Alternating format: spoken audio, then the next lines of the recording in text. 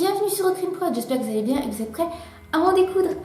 Aujourd'hui, je voulais vous présenter un patron peluche de ma marque de peluche, car si vous ne le savez pas, j'ai la marque Ocrine Pluche qui vous propose des patrons PDF pour coudre des peluches et quelques autres petits accessoires. Voilà, donc c'est un patron qui est sorti il y a quelques temps et dont je n'ai pas eu l'occasion de vous faire une petite présentation en vidéo. Donc aujourd'hui, on y va. Donc ce patron, c'est Garou le loup. Donc voilà, il va se présenter comme ça, une fois que vous l'aurez imprimé. Donc vous avez la page de couverture. Je vais me mettre que vous puissiez voir. La page de couverture, des petites notes de présentation, un tuto en photo. Et puis, vous retrouvez les pièces de patron à la fin. Donc vous avez en tout 31 pages pour réaliser un loup. Un loup en peluche qui va ressembler à ça. Voilà. Donc voici ce petit loup, tout mignon. Vous avez aussi la possibilité de faire la veste. C'est un petit patron supplémentaire que vous pouvez retrouver aussi dans la boutique. Mais pour ce loup, vous avez donc des visages comme ça, un petit peu ronds, avec des ventres un petit peu ronds. Ou alors, des visages en forme de cœur, avec des ventres en forme de cœur. Il existe donc ces deux ventres et en tout 6 visages pour faire des petits loups totalement adorables. Donc, c'est un loup de taille moyenne, parfait pour faire des câlins. Et de niveau débutant pour que tout le monde puisse les coudre.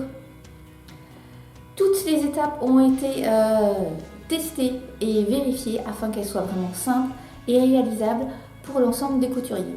Il y a vraiment des étapes qui étaient pas évidentes et on a revu ça avec toute la petite équipe, histoire que vous puissiez le faire sans aucun souci. Ce que vous pouvez aussi remarquer, c'est qu'il y a une petite queue derrière qui tombe pile à la hauteur des pattes, ce qui fait qu'en fait si vous posez sur une table, sur un lit, sur n'importe quoi, il va tenir debout. Voilà, je trouvais ça super cool d'avoir une peluche qui tienne debout. Donc c'est ce que j'ai fait. Vous avez des petits bras articulés et puis des oreilles pareil qui peuvent bouger si ça vous amuse. Donc ce petit loup a 6 visages. Donc vous voyez l'un des visages féminins ici. Vous avez quasiment le même. Bon là je l'ai fait en tout petit, mais donc la version masculine comme ceci. Vous avez la petite version qui tire la langue chez les petits garçons.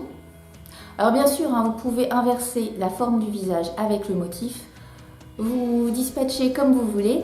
Pareil pour les ventres, hein, si vous voulez un cœur pour un petit loup un peu plus masculin ou un rond pour un petit loup un peu plus féminin, il n'y a aucun problème. Voilà, donc celui-ci qui tire la langue, qui est choupinou. Vous avez la même version en petite fille. Et il y en a encore deux. Donc j'en ai cousu qu'un seul des deux derniers en version maxi. Alors attention, voilà, la version maxi, il est vraiment énorme. Parce que oui, pour tester, je m'amuse à voir en plus petit, en plus grand ce que ça donne. Donc voilà, ça c'est le 5e et le 6e, je vous laisse découvrir. Ce que j'adore avec ces loups, c'est qu'on peut vraiment les habiller, genre avec la veste. Vous avez vu la petite veste verte qui permet de les habiller comme ça. Si vous le faites un tout petit peu plus... Si vous faites la veste un petit peu plus longue et que vous mettez une ceinture, ça ressemble vraiment à une petite robe. Et pour cette version-ci, j'ai pris la même veste et ça ressemble à une petite veste de docteur. Franchement, on peut les personnaliser comme on veut. C'est ce que je souhaitais et c'est ce que j'ai réussi à rendre et j'en suis super contente et j'espère que ça vous plaira. Donc je voulais vous présenter aussi l'un des derniers petits looks que j'ai fait, comme quoi on peut vraiment les personnaliser. Donc voilà, une petite bigoudaine.